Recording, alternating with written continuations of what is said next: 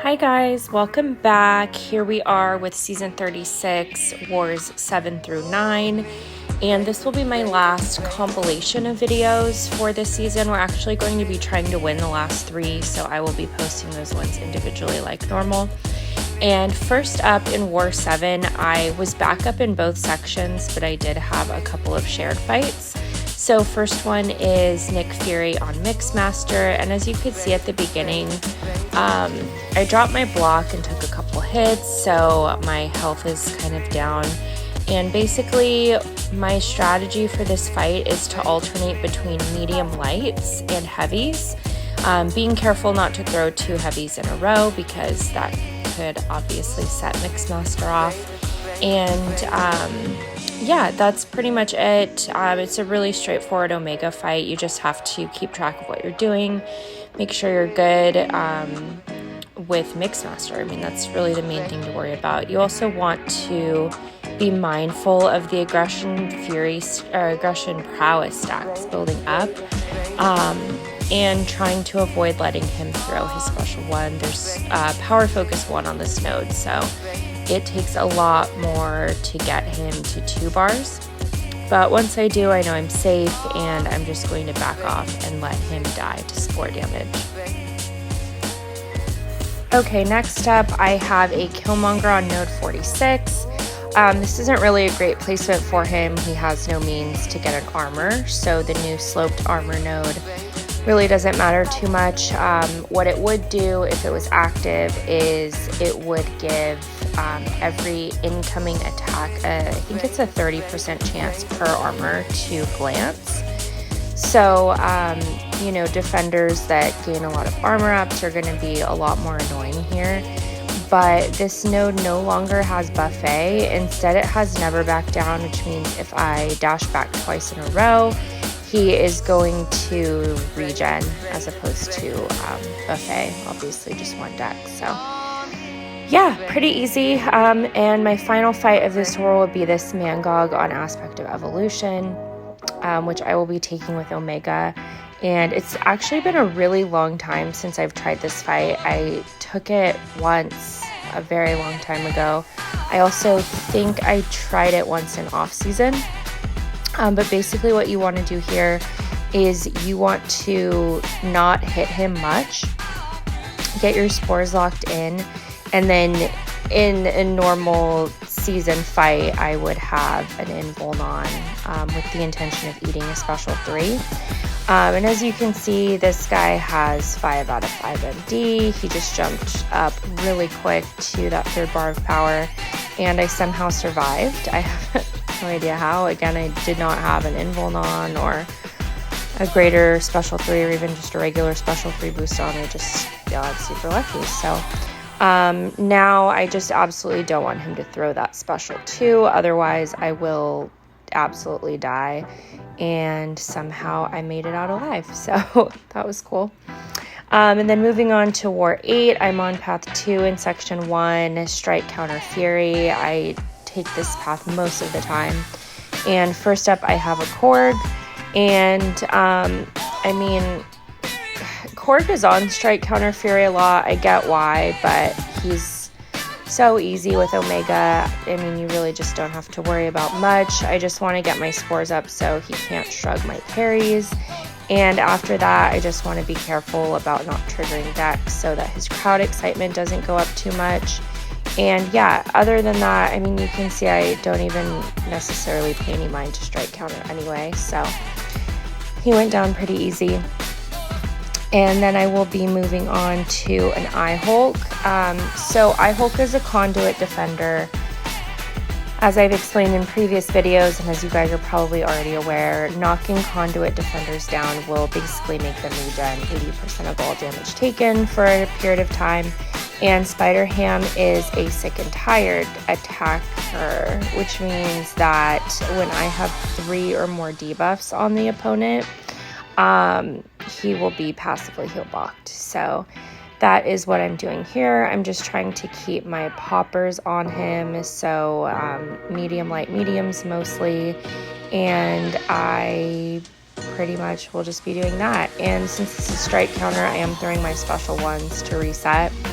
which are also pausing my popper duration, so that's definitely a good thing. And yeah, that is pretty much it. I will just be finishing him up here in a moment.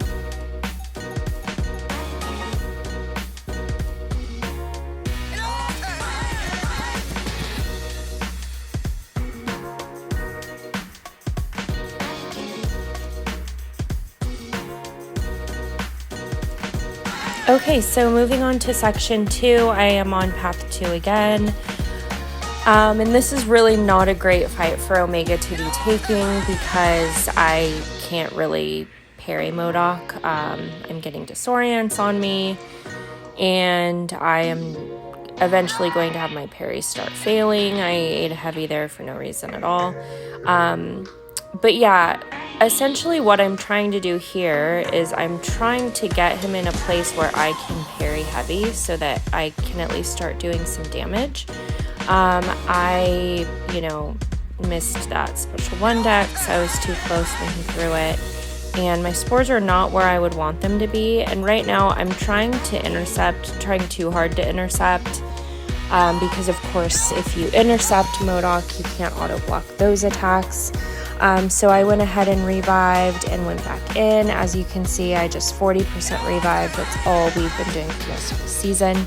And I, got this round off to a much better start. I'm just only parrying to throw in my heavies. And yeah, he went down after that. So I'll be moving on to Stryfe here with Omega again, and this is pretty much a nothing fight. Stryfe was kind of tough with Mystic Dispersion, but I mean, he's not really a difficult defender. You just want to be mindful of not critting him too much, obviously, like as much as you can help it, and watching his telepathic charges. But yeah, that was really easy. So I'll be moving on to this Nimrod with Spider-Ham, and I'm only taking this fight because the person assigned to take it wasn't around, and we were trying to just get it down. I sped it up because it's really like a terrible matchup, but I just wanted you guys to see why. So as I mentioned, with sloped armor, defenders have a 30% chance per armor up to glance incoming attacks. So Nimrod has 6 armors. I'm no longer placing poppers when I hit him with mediums, and I'm like barely doing any damage. This also has never back down, which, at some point you have to hit Nimrod, or you have to dash back twice against Nimrod when his specials start becoming unblockable. So he is going to regen back up to a full yellow bar of health. And yeah, I'm gonna die in a second, but I just wanted you guys to see what this interaction looked like.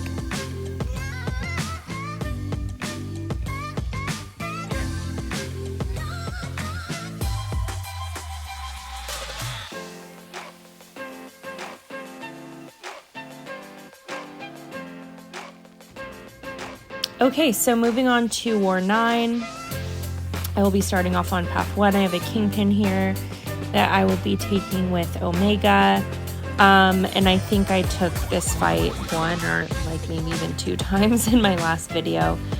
Basically, I just want to get spores up at the start so that I can parry him without him shrugging it off, and that's like pretty much the objective of this fight. He will be dead really quick.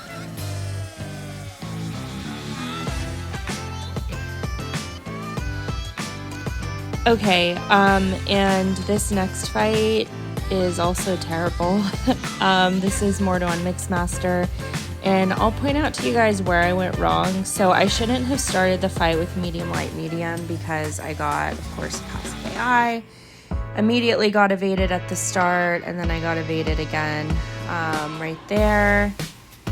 So yeah, I mean, when he has poppers on him and he's actually throwing his specials, he is, I'm doing plenty of damage, but basically I should have slow played the fight a lot more. I should have started medium, light, medium, even like potentially thrown a couple of heavies in there just to keep my power going up, but of course I died to that special 3. And then this final attempt is where I finally got him down. So as you can see, I've switched to medium lights, and it's working out much better. When he's passive, I can still hit into his block without any like harm coming towards me from an evade. But yeah, that is pretty much it. He will be dying finally right now.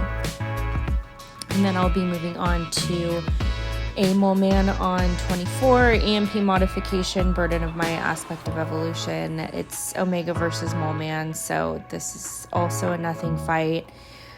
Same kind of strategy at the beginning as against Kingpin. I'm getting my spores up. I'm gonna lock them in, that way he can't shrug anything anymore, but now he has mass, so I cannot hit into his block. And basically I'm just staying away from him, and I am just waiting to reset my heavy and lock my spores back in when needed, and he just went down really easy. So I'll be going on to path 1 in section 2, and I'll be taking this iHulk with Spider Ham. You guys just saw me take this on a different node. So Spider Ham does pretty well against iHulk with this whole tactic setup. But here I really don't have any health going into the fight, and this has never backed down on it, so he's going to be regenning whenever I dash back twice in a row. And yeah, I'm just trying to keep debuffs on him. He's not really being as cooperative as I would like for him to be with throwing his specials, but I will get a decent chunk of damage off of him in a second once I get this special 2 off and get more poppers on him. Oh, I didn't throw my special 2. Okay, well, I will in this second attempt. Again, I mean, some of these attackers that I'm using this season just aren't ideal to use with suicides, and especially when I'm entering fights at 40% health. So, I mean, these aren't like the best showcases of how well certain champs can do given those circumstances, but yeah, he's being a little bit more cooperative this time around with throwing his specials. I am just, again, trying to get poppers up on him so that I can start doing more significant damage when he throws his specials. That was a good one. And yeah, that is pretty much it.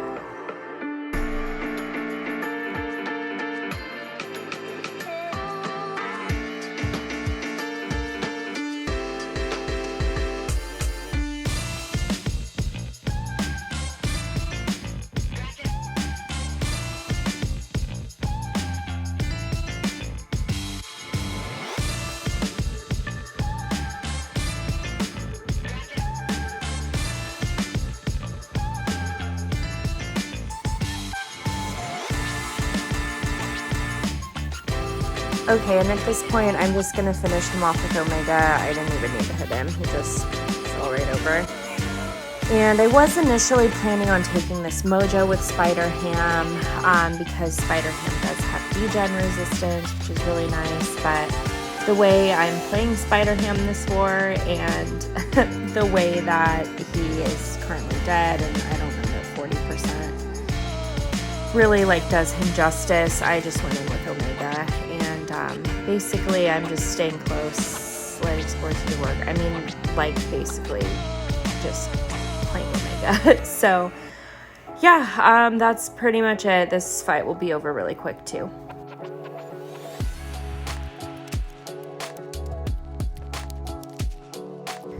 Okay, so for my final fight of this war, I'll be taking Surfer on 46.